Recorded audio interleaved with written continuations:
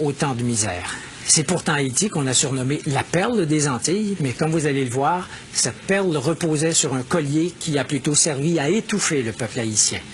Comment en est-on arrivé là? D'abord un peu de géographie. Haïti est situé dans les Grandes Antilles. Le pays partage l'île d'Hispaniola avec la République dominicaine.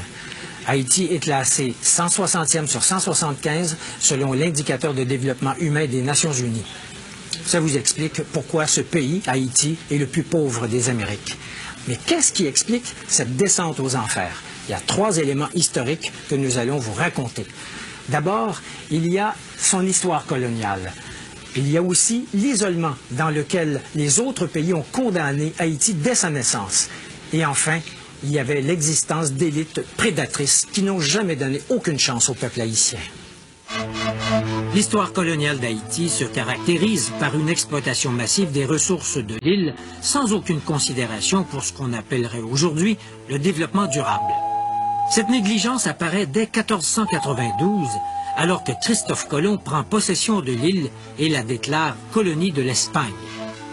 Immédiatement, les Espagnols transforment leur nouvelle colonie en un lieu d'extraction de richesses, principalement l'or.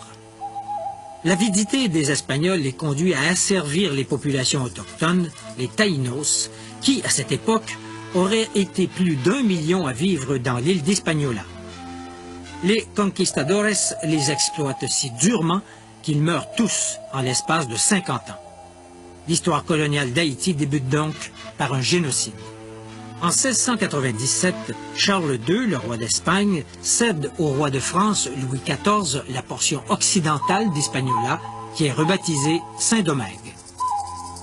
Et cette colonisation française va intensifier la descente aux enfers d'Haïti. Je vous raconte la suite dans quelques instants. Je vous disais il y a quelques instants que la colonisation française a joué un rôle majeur dans le destin tragique d'Haïti. Voici comment ça s'est passé. Au 18e siècle, les Français installent à Saint-Domingue un système d'exploitation agricole qui est basé sur la culture du café et de la canne à sucre. Eh bien, à l'époque, la canne à sucre avait la même importance dans l'économie que le pétrole a aujourd'hui dans notre économie. Pour la France, Saint-Domingue, c'est le pactole.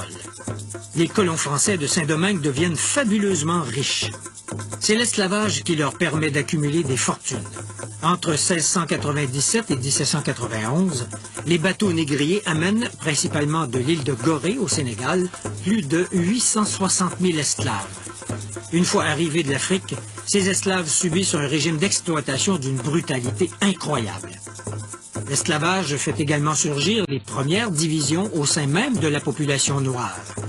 L'affranchissement de certains esclaves, souvent des enfants illégitimes des maîtres blancs, donne naissance à une élite, les mulâtres créoles.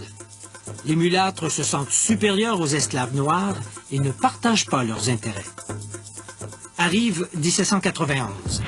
La Révolution française bat son plein. Liberté, égalité, fraternité sont des principes qu'on veut étendre partout.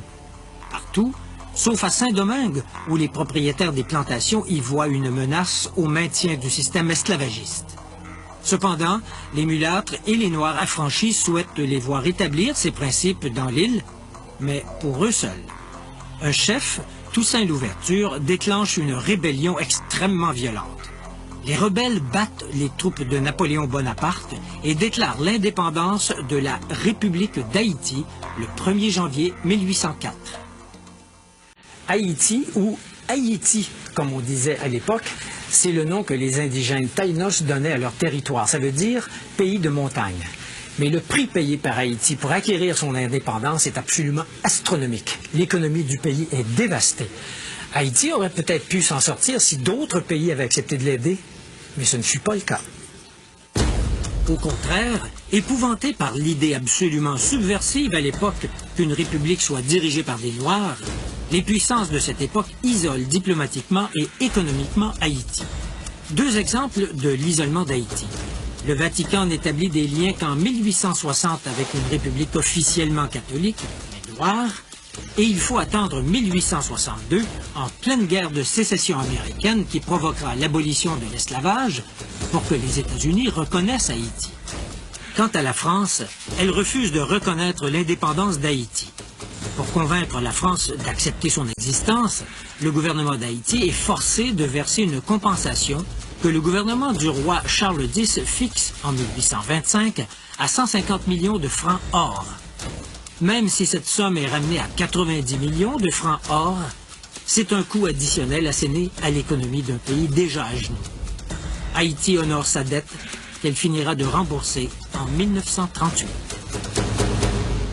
Pour se sortir du gouffre, Haïti aurait eu besoin que ses élites proposent un projet de reconstruction nationale. Or, ça n'a pas été le cas.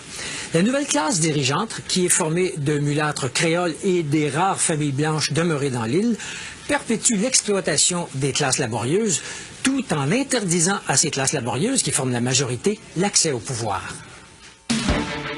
Les gouvernements se succèdent d'un coup d'État à l'autre, mais une chose demeure, le refus de la classe dirigeante de partager le pouvoir avec le peuple.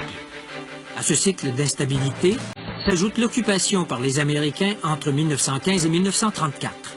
Les Américains laissent aux Haïtiens un héritage empoisonné, une armée professionnelle haïtienne qui amplifie la répression.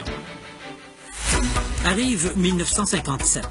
Cette année-là, un médecin noir, François Duvalier, joue sur le ressentiment de la population noire pour se faire élire président. Duvalier aurait pu inaugurer une ère démocratique dans le pays. Il ne l'a pas fait. Au contraire, il établit une dictature qui élimine avec férocité toute dissidence. C'est l'époque des tontons macoutes et de l'exil d'une partie de la population haïtienne, surtout les mieux éduqués. Son fils, Jean-Claude, qui lui succède, est renversé en 1986. Mais la vraie démocratie n'est pas pour autant instaurée. Depuis cette époque, la démocratie est fauchée chaque fois qu'elle tente de sortir de terre. L'espoir a longtemps reposé sur les épaules de Jean-Bertrand Aristide, un prêtre proche des masses et qui prêche une meilleure répartition des pouvoirs et de la richesse. Une fois au pouvoir, Aristide n'arrive pas à réaliser ce projet. D'une part, il se met à dos les élites possédantes qui ne veulent rien changer. D'autre part, il sombre lui-même dans le moule de l'homme fort, du chef charismatique mais autoritaire, qui ne partage pas le pouvoir et utilise la force pour se maintenir en place.